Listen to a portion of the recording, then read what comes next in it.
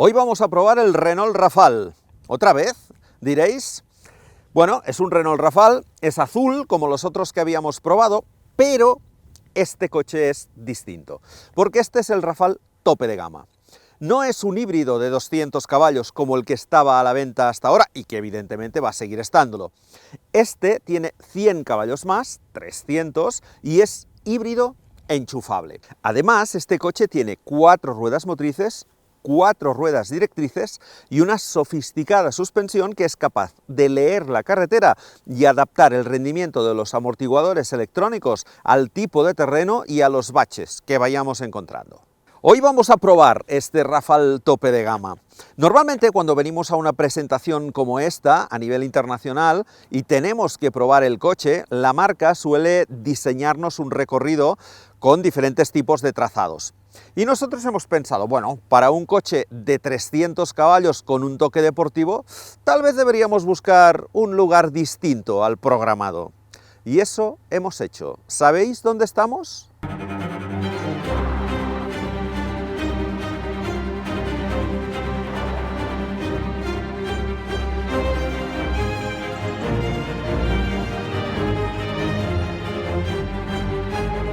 Et oui, bien sûr, en el Turini.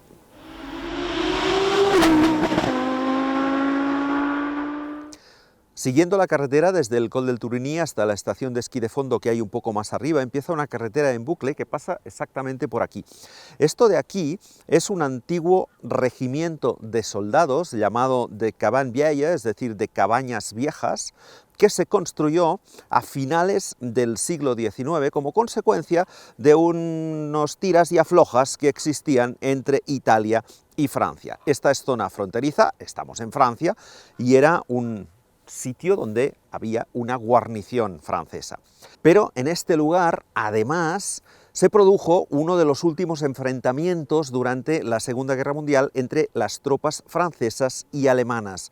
Casi 400 muertos en una última embestida de los franceses para echar a los alemanes de esta zona de los Alpes marítimos y empezar a entrar en territorio italiano. Y durante esa escaramuza última de la Segunda Guerra Mundial se quedó aquí una cosita que os voy a enseñar ahora. Esto es lo que queda del primer tanque con el que la brigada francesa avanzó por esta carretera. Pisó una mina, tuvieron que apartarlo y siguieron adelante con un tanque menos. Es un Stuart M5, fabricado por General Motors, en concreto por Cadillac, y tenía, en sus tiempos, 2 motores V8 de 5,7 litros de Cadillac, con 148 caballos cada uno. 15 toneladas y media de hierro, 4 señores dentro, 3 ametralladoras y un consumo aproximado de unos 200 litros cada 100 kilómetros. De tanque a tanque, aunque este gasta un poco menos. La potencia es la misma, 300 caballos, que la del Stuart M5. Curioso, ¿verdad?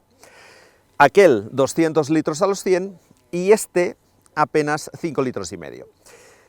¿Por qué? Pues porque aquí debajo tenemos un motor de 3 cilindros de gasolina de 1,2 litros, pero no con la potencia de 130 caballos que este mismo motor da en el resto de Rafale, sino incrementada a 150.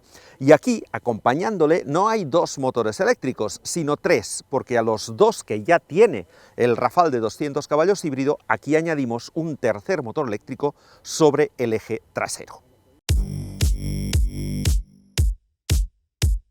Llegados a este punto, os estaréis preguntando, sin duda, ¿por qué Renault se complica tanto la vida para conseguir un coche de 300 caballos en lugar de recurrir a un método más eficaz y contundente, como sería montar en este coche el motor 2.0 turbo de 300 caballos que animaba hasta hace unos meses al Renault Megane RS, que se fabricaba además en la misma planta de Palencia de la que ahora sale este Rafale?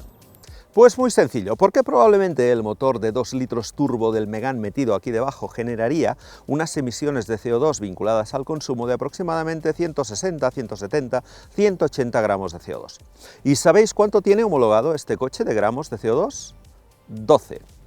Teniendo en cuenta que En 2025, el año que viene, entra en vigor la nueva normativa CAFE que obliga a las marcas a tener unas emisiones medias de 93,6 gramos a los 100 kilómetros, comprenderéis que a Renault lo que le interesa es que cada uno de sus topes de gama vendidos sume 12 gramos a su media, que no 180. Y por lo tanto, esto que ha hecho Renault es lo que veremos en un montón de otros coches de alta gama que irán llegando. Las marcas premium alemanas, por ejemplo, ya están apretando en este segmento D con sus híbridos enchufables, y eso lo veremos por activa y por pasiva. ¿Por qué? Porque en estos segmentos grandes, para conseguir grandes potencias, se va a recurrir cada vez más a estos métodos de hibridación con enchufe, con posibilidad de hacer más de 100 kilómetros en modo 100% eléctrico para conseguir eso, unas homologaciones de CO2 muy bajas que contribuyan a rebajar la media de todos los fabricantes. Explicación dada. ¿Os gustará más o menos? Pero la evolución del automóvil va por ahí, chicos. Explicado esto, vamos con las diferencias entre este Rafale de 300 caballos y su hermano híbrido de 200 disponible hasta ahora. Potencia al margen, las diferencias están en la batería, mucho más grande, de 22 kWh y que se recarga en 3 horas a 7,4 kilovatios, el eje trasero motriz y directriz del más potente, una mayor anchura de vías de 4 centímetros y un nuevo calibrado de la dirección. Y la suspensión pilotada, de la que hablaremos posteriormente. Estéticamente, los cambios son menores. Este coche se ofrecerá en dos acabados, ambos con el nombre de Alpine. El primero es el Esprit Alpine, que es equivalente al del Rafale ya existente de 200 caballos. Y la novedad es el Atelier Alpine, es decir, el taller Alpine. Esto no solo hace referencia al hecho de que este coche haya sido puesto a punto por la marca subsidiaria de Renault especializada en coches más dinámicos, más deportivos. También implica una serie de pequeños cambios, tanto técnicos como estéticos. Los estéticos son poquitos y son estos, mirad, llanta 21 pulgadas y con un diseño específico. Colores, hay algunos compartidos, pero este azul semi-mate es exclusivo para el Atelier Alpine. Y finalmente, la otra diferencia la encontramos en la parte trasera. Estos Ateliers siempre tendrán el techo en color contrastado, pero no esta parte, sino la parte realmente del techo en color negro, prolongado, en este caso, del color azul hasta el alerón. Y digo en este caso porque, por ejemplo, los coches que son rojos tienen el alerón también en rojo, aunque el techo sea negro.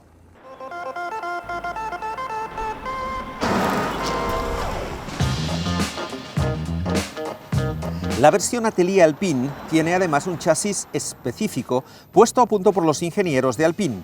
La dirección a las 4 ruedas y la suspensión adaptativa electrónica con cámara predictiva que lee la carretera. Los técnicos de Alpine han desarrollado piezas específicas, amortiguadores, muelles, topes de suspensión y barras estabilizadoras delantera y trasera. Han realizado la puesta a punto técnica de la amortiguación pilotada, han definido modos específicos de control de la agilidad, han modificado el software de la frenada regenerativa, el control de estabilidad y el control de trayectoria, así como la dirección asistida, y finalmente han elegido los neumáticos deportivos Continental. El motor, los 200 caballos del híbrido convencional se notan, pero aquí hay diferencia, Hay 20 caballos más en el motor de gasolina, pero normalmente en estos casos eso acostumbra a ser casi irrelevante. ¿Por qué? Porque lo que nos da la aceleración, lo que nos da la recuperación, en este caso son los motores eléctricos. Y no solo por el hecho de que hay uno más que permite llevar la potencia combinada hasta estos 300 caballos, sino porque además la reacción de los motores eléctricos es instantánea, y aquí hay dos, y además el que empuja desde atrás se nota mucho que empuja, de manera que, por ejemplo, en aceleraciones, en recuperaciones, este coche hace el 80-120 en apenas 4 segundos. Realmente es una aceleración casi de eléctrico, más que de híbrido enchufable, y por lo tanto, sobre todo cuando aceleras fuerte, cuando estás en carreteras de segundo orden, carretera de montaña, cuando haces un adelantamiento, este tipo de cosas se nota. Por lo tanto, sí, son 100 caballos más, muy presentes, muy notorios, y con ese, digamos, perfil de potencia eléctrica que en algunos casos se agradece. La aceleración de 0 a 100 es de 6,4 segundos contra 8,6 del modelo de 200 caballos. La velocidad máxima es de 180 km por hora y el consumo homologado es de 0,5 litros a los 100 como consecuencia del peculiar sistema de homologación de estos híbridos enchufables. Renault, no obstante, y de manera muy razonable, ofrece también el consumo en modo híbrido, es decir, una vez agotada la posibilidad de que el coche se mueva en eléctrico puro, y que es de 5,6 litros a los 100, una cifra realmente baja. La autonomía es de 105 kilómetros de media, aunque en ciudad se va hasta 131 kilómetros. En esta toma de contacto nos fue imposible comprobarlo, igual que el consumo. Como sucede en otros modelos híbridos de este tipo, el conductor puede elegir mediante la tecla eSafe de la consola entre el modo 100% eléctrico, incompatible con el modo Sport de conducción, el modo híbrido y un modo eSafe que permite gestionar la batería. Si se presiona cuando la batería está vacía, el coche la recarga hasta el 25% para poder usarla más adelante, y si se presiona en cualquier punto entre el 25 y el 80%, el coche mantendrá la carga de la batería en ese punto concreto. Tenemos 5 modos de conducción y luego tenemos 3 modos de suspensión. Os explico cómo funciona esto. Tenemos el modo Comfort, que es el modo convencional, tenemos un modo Eco y luego tenemos un modo Sport, que es el más dinámico de todos. En función del modo tenemos más o menos potencia, ¿vale? Es decir, tenemos 165 caballos apenas en el modo Eco, porque de lo que se trata es de gastar lo mínimo posible y lo utilizaremos en ciudad, donde no nos hacen falta nunca 300 caballos. En el modo normal tenemos 250 y solo en el modo Sport tenemos ese empuje de los 300 caballos. Es ahí donde los dos motores, el delantero, el trasero y el apoyo del segundo eléctrico delantero, hacen que el coche tenga esos 300 caballos. Una vez hemos elegido el modo, que además de la potencia del motor, también incide sobre la reactividad del propio motor. En el modo Sport, por ejemplo, el motor de combustión siempre está en marcha. Hay una serie de aspectos que se inciden aquí. Tenemos luego la posibilidad de elegir entre 3 modos de chasis, que son el Comfort, el dinámico y el Sport. Esto afecta a 3 parámetros del coche. El primero, la entrada en acción del SP. Cuanto más deportivo es el modo que hayamos elegido para la suspensión, más tarde entra el SP. El segundo es lo que se llama el 4 Control, es decir, la tracción a las 4 ruedas. Cuanto más deportivo es, distinto es el reparto de par entre las 4 ruedas. Y finalmente, también interviene en la suspensión. Cuando más dinámico es el modo elegido, más firme es la suspensión adaptativa. La posibilidad de adaptar el chasis, eso sí, es exclusiva de la versión Atelier Alpine. En el modo Eco y en el Comfort, el coche elige el modo de tracción con hasta el 100% al eje delantero o al trasero.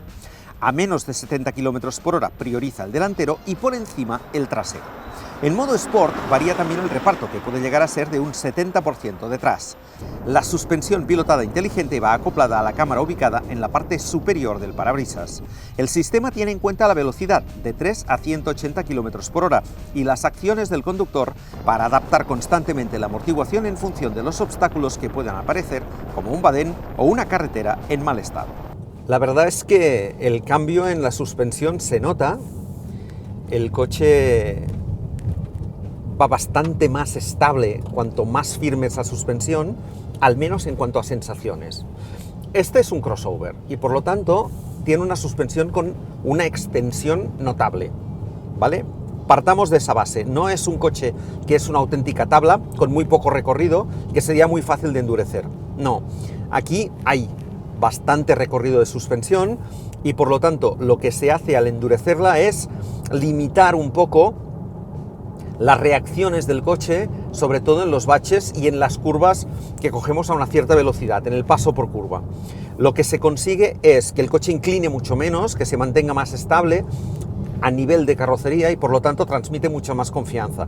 No es que el coche se convierta en una tabla realmente duro y que además notemos todos los golpes, todas las irregularidades de la carretera. No, eso no es así. Además, al tener la suspensión con la cámara, cuando detecta que hay algún bache, alguna cosa rara, lo que hace también es darle un poco más de extensión a la suspensión para que no sea un golpe fuerte. Y en ese sentido, la sensación cuando conduces más o menos deprisa, y este es un coche pensado también para poder hacer eso, es que el coche todavía mantiene un cierto flaneo, que la suspensión todavía se mueve bastante, pero luego cuando coges una curva y la coges a velocidad, el coche es muy estable. Por lo tanto, es una sensación, digamos, un poco rara, pero que al final te acaba convenciendo, porque es un coche que, insisto, a pesar de lo grande que es y de lo que pesa y de las inercias que tiene, con la suspensión en el modo duro transmite mucha confianza. La tracción integral y la dirección a las 4 ruedas son de serie y lo cierto es que el coche las aprovecha perfectamente. Las ruedas traseras llegan a girar hasta en 5 grados para apoyar el giro de las delanteras. Otra cosa que he notado mucho es la eficacia de la dirección trasera. Claro, este es un coche grande, es pesado y la primera sensación sería de que va a ser un coche poco ágil, porque además es alto, lo que os comentaba antes de la extensión de la suspensión, y no, lo cierto es que no. Y hay dos elementos que contribuyen a darle una agilidad que cuando te subes al coche piensas que es imposible que tenga. Por un lado, la dirección. Es una dirección que es mucho más rápida, que además puedes endurecerla a gusto, puedes ponerla realmente a tu gusto en carretera de montaña. Y la otra es el eje trasero direccional. Sobre todo, por ejemplo, en curvas que son más cerradas, en las horquillas, y aquí en el Turini hay unas cuantas de horquillas, la reacción del coche es que entra muy bien, que se mete muy bien, pero sobre todo que cierra muy bien la curva. Y eso es mérito del eje trasero directriz. Con las mismas ruedas que el resto de la gama, pero con más llanta, y los mismos frenos, con discos ventilados de 350 milímetros delante y 330 con disco macizo detrás, el Rafale Tech de 300 caballos tiene todo lo necesario para ser un coche de claro carácter deportivo. ¿Cuál es, en mi opinión, el principal problema de este coche a la hora de conducir deprisa? El cambio. Siempre que probamos un Renault híbrido o un Dacia híbrido, porque el sistema es el mismo, siempre nos quejamos de una cosa en el cambio. Siempre os decimos, es un cambio que es relativamente lento, porque el motor eléctrico es el que se encarga, el segundo motor eléctrico delantero, es el que se encarga de hacer de embrague, en definitiva, de coordinar la velocidad de giro del motor con la marcha que vamos a insertar, y eso lo que hace es que sea un poco más lento. Se toma su tiempo para hacer esto, es electrónica, pero se toma su tiempo y por lo tanto es un poco lento. Entonces, claro, en un coche dinámico, deportivo, que el cambio sea lento no ayuda. Pero sobre todo lo peor es que nunca puedes decidir qué marcha poner. Yo estaba subiendo el Turini, estaba llegando a determinadas horquillas, además con rectas largas, que llegas y el cuerpo lo que te pide ahí es frenar y bajar 2 marchas para salir en la marcha corta, en la marcha adecuada. Claro, en este coche no puedes hacerlo porque no puedes cambiar. Si mueves las levas, lo que haces es cambiar la regeneración y te ayuda a frenar, sí, vale. Tienes incluso, según como, un poco más de freno motor en algunos casos, ¿no? Pero no es un cambio. Y por lo tanto, eso es lo que a mí me falta, el poder decidir como conductor en qué momento quieres poner cada una de las marchas que el coche te ofrece. Al no poder hacerlo, a mí ahí me falta esta parte dinámica a la que contribuiría también un cambio que tuviera levas para poder cambiar de marchas y que seguramente estaría mejor que tuviera alguna más. Solo tiene 4, los cambios son notables entre una y otra, pero esos cambios en este coche se notan menos. ¿Por qué? Porque como hay mucha más potencia y tenemos el empuje del motor trasero, enseguida recuperamos. En los otros Rafale se nota más esa lentitud del cambio porque además le cuesta un poquito más recuperar. En este no, pero a mí me molaría poder cambiar manualmente de vez en cuando.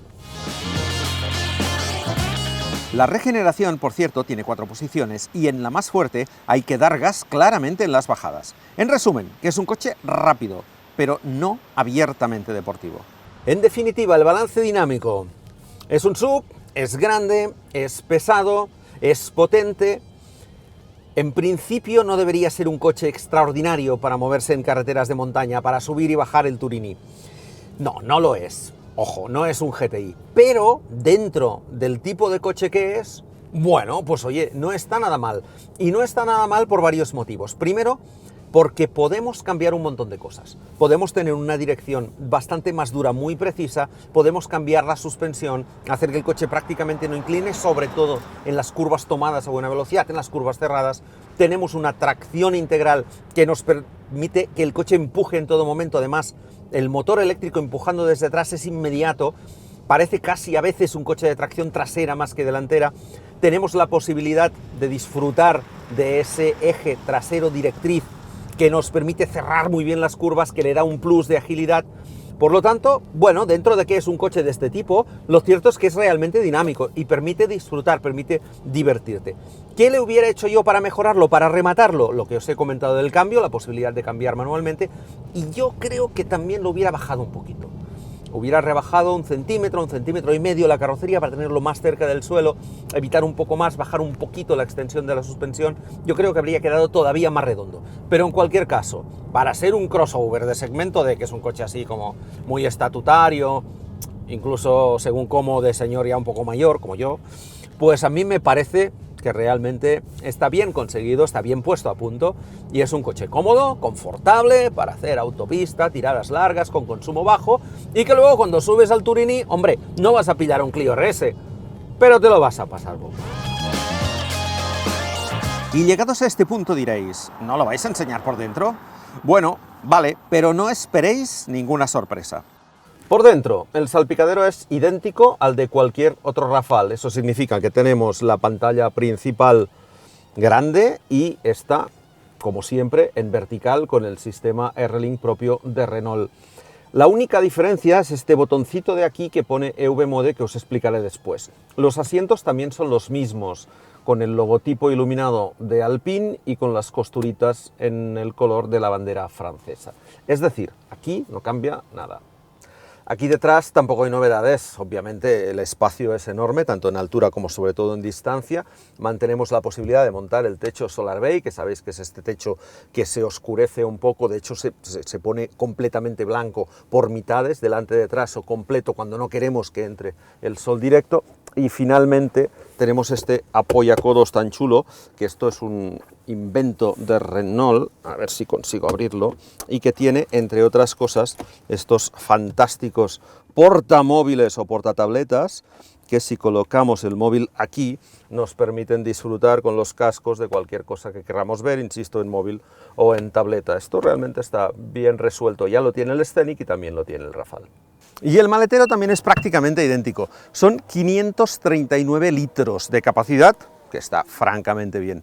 La única diferencia es que aquí perdemos algo del doble fondo que tiene el otro coche, porque aquí detrás está el motor eléctrico. De todas maneras, si os fijáis, aquí, a este lado, mantenemos todavía un pequeño hueco donde dejar el cable de recarga, que siempre está bien. Encuentra el mejor lugar para cargar tu coche. Para todas tus vidas, coches.net. Precios para este coche. La versión Split Alpine se venderá por 50.537 euros y la Atelier Alpine por 55.387. La primera entra en Moves, no así la segunda, y para la primera hay una oferta de 369 euros a 36 meses con una entrada de 11.200 euros y una cuota final elevada que uno evita si devuelve el coche pasados esos 3 años.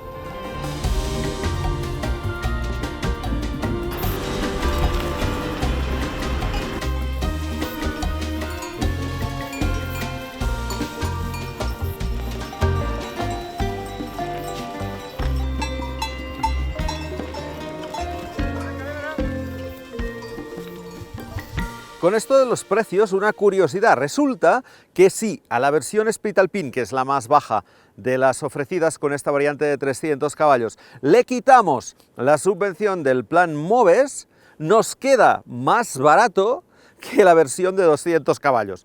Por lo tanto, en cierta manera, con el Moves nos regala la diferencia de precio que hay entre uno y otro. Pues hasta aquí esta prueba del nuevo Rafale 4x4, 4 ruedas directrices, 300 caballos, suspensión adaptativa Atelier Alpine, que es el tope de gama. Un coche con un espíritu deportivo indudable, pero que sigue siendo un crossover y por lo tanto es un coche alto, es un coche grande y además, al ser híbrido enchufable, es un coche pesado. De todas maneras, como versión tope de gama para esta gama Rafale, que es una gama de segmento D, que es un coche estatutario, bueno, pues estos 300 caballos cumplen sobradamente. Y ya habéis visto que además, cuando te lo propones, también sirve para disfrutar un poquito subiendo al Turini.